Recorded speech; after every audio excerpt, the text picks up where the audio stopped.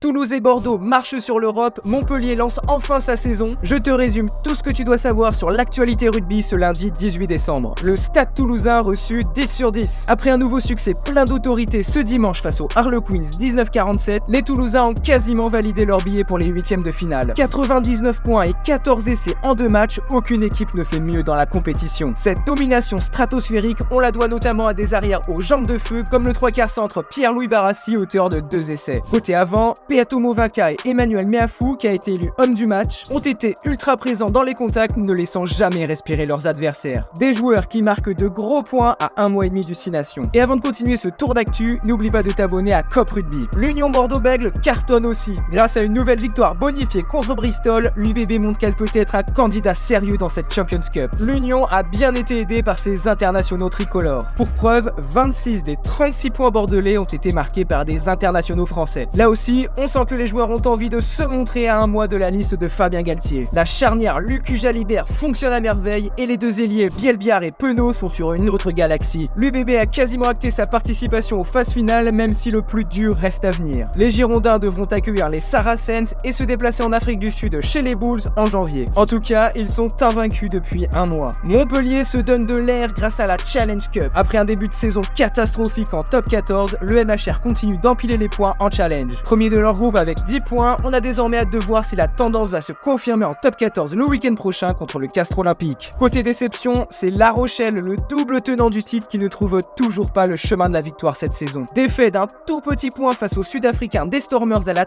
toute dernière minute, les Maritimes vont devoir maintenant se concentrer sur la réception de Leicester le mois prochain, qui n'a toujours pas perdu un match dans la compétition. La Rochelle n'a plus le droit à l'erreur pour rester en vie. Le Racing 92, premier du top 14, n'y arrive toujours pas en Champions Cup. Battu sèchement face à l'Ulster, le Racing va devoir négocier un déplacement plus que périlleux le mois prochain à Basse, l'actuel premier du groupe. Même problème pour Toulon qui continue d'enchaîner les défaites frustrantes à quelques minutes de la fin des matchs. Si cette vidéo d'actu t'a plu, n'hésite pas à t'abonner à Cop Rugby.